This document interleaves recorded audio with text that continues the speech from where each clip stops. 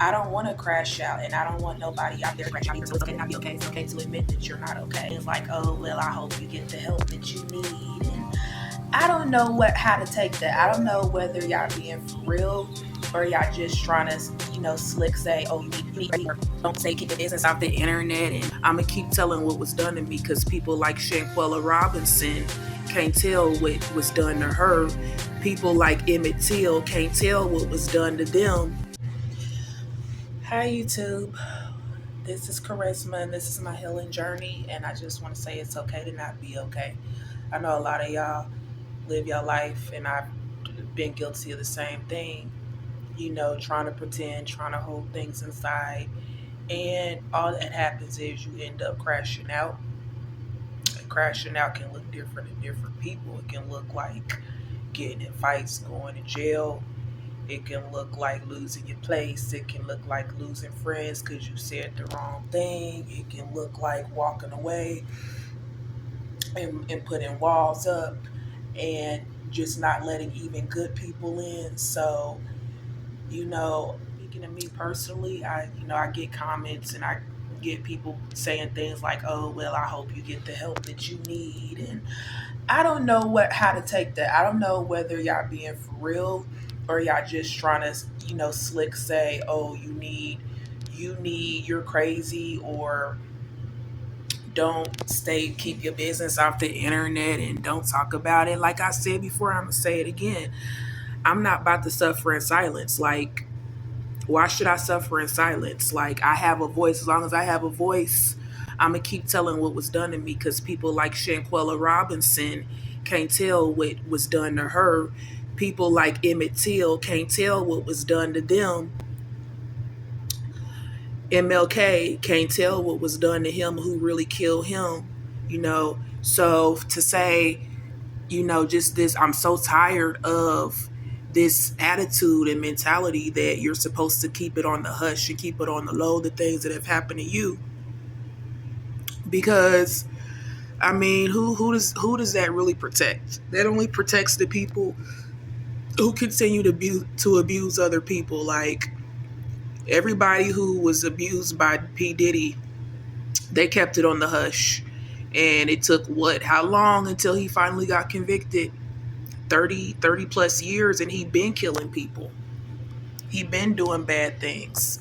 So keeping it on the hush only perpetuates the cycle of abuse. That's why I'm not keeping nothing on the low. I'm not, like, if I say I'm not okay and it's okay to not be okay and I'm hurting because of the things I went through. And you think that you can just heal from this type of adverse childhood experiences. I'm talking abuse, sodomy, rape, molestation, verbal, emotional, psychological trauma, systemic oppression, everything. You think that a person's really going to be normal and be okay? And just, oh yeah, I'm over it. No, not unless you put in the work and you do the things that you need to do, which I am doing, and I suggest everybody do, which is, going to therapy. Yeah, we know you're supposed to go to therapy, but it's what you do outside of therapy that's going to ensure that you reach your healing and get your healing. It's going to take mind, body, and soul. Like I keep telling people, I'm gonna probably be, healing for the rest of my life. We don't tell people, who have chronic illnesses like cancer, oh, you just need help. You don't talk about it. Don't talk none. No, we say take your medicine, go to chemotherapy, eat correctly, stay focused, and we encourage them. We encourage them. We don't discourage them. We have cancer walks. We have fundraisers for cancer recipients, and we have foundations and people who have passed on from cancer. We have all of this, but yet when we talk about abuse, it's not the same thing. I even, it pisses me off. I'm not gonna lie, it pisses me off, that the algorithm isn't pushing my videos about abuse. I'm pissed off about that because all this other foolishness you see all day, every day. And it gets, the Shamars of the world, and that's organized chaos, and that's good as long as it's for entertainment purposes. But you're not finna be entertained. I mean, you could be entertained by some of my content, but I'm trying to help somebody. And maybe I'm not totally healed. No, I'm not totally healed. And a lot of days I'm not okay. I'm gonna suffer from depression after everything, that I have faced and are still facing day to day to day. It's hard. But that doesn't mean that a person's not trying. That doesn't mean that a person is not doing the things that they need to do. So, as far as like, would I tell a total complete stranger, my life story? No, I barely talk to people. Number one, I don't even trust people. So, no, this YouTube is an outlet for me to get it out.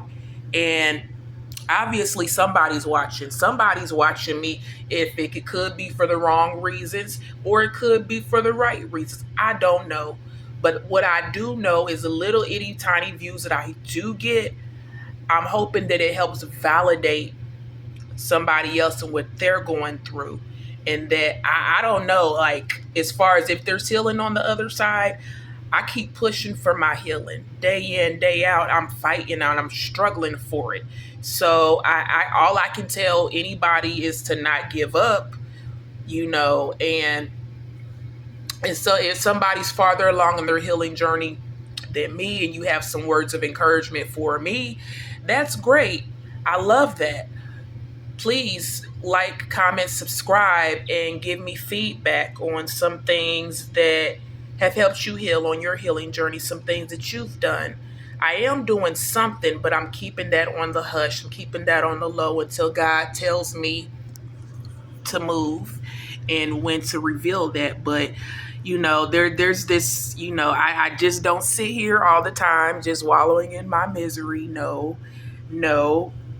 Sometimes I'm happy, sometimes I'm okay. And sometimes when things happen in my life, I get triggered. It's a trigger not getting paid 40 plus hours when you've worked for the money and for an employer to literally refuse to pay you. That's a trigger. It's a trigger when you're just when you try to do the very best you can and it doesn't seem like your best is good enough. That's a triggering to me. But there's one thing I've never done is give up. I just, what little income I have is because I keep on trying.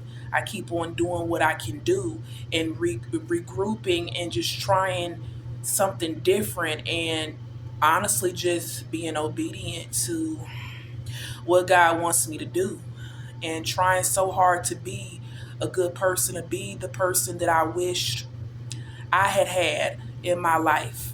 That but because there's nobody around, I can honestly say it's taught me how to be my own best friend and to love myself unconditionally, because there is no Superman out here who's going to save me. There is no fairy godmother who is going to flick her wand and give me a beautiful dress and glass slippers to go meet Prince Charming. There's none of that. The only way that I'm going to be saved is by the grace and the mercies of the Lord. That's it. That's the only thing that can break off any of the chains. That's why I praise the Lord even in the midst of my hard times, because I know that praise will confuse the enemy. So no. But at the same time, I'm going to give myself permission and the grace and the space to feel the things that I feel. And even if that's sadness, even if that's despair, even if that's sometimes hopelessness, honestly, I have felt a lot of these things, moving all the way from Indianapolis to Philly, from the trenches to the trenches, from the pan to the fryer to the fire. That's how it feels like. But I came here because God specifically told me to come here. And so that's what I've done. I've done my best, but to be obedient, because I know obedience is better than sacrifice. So that's my little rant for today. Happy MLK Day and happy Inauguration Day. You know, I don't do politics on here, not right now. This is not the space for politics. This is a place for healing. So we're not going to go there. But I want to wish everybody, I pray, like I'm going to put out prayer.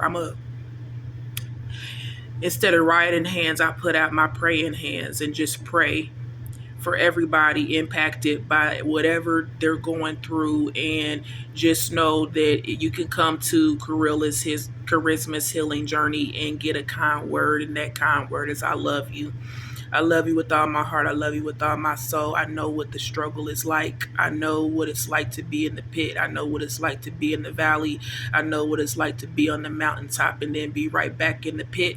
Sometimes it was because of the choices that I made, and sometimes it was things that I had no control over. So sorting through all these things and trying to be kind, I just want to let y'all know, just be kind to yourself. I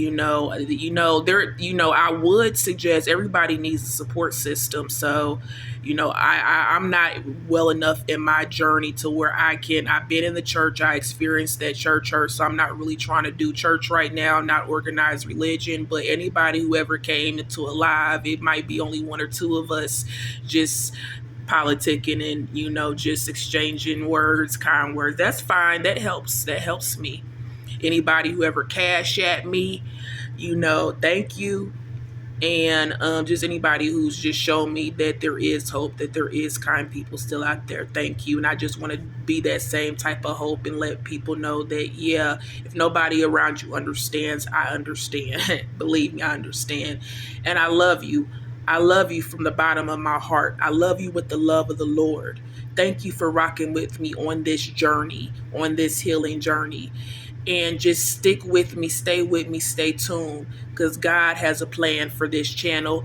And I'm just trying to be obedient and push and be consistent to see that plan into fruition. Once again, I want to thank y'all so much for tuning in. My name is Charisma, and this is my healing journey. Peace.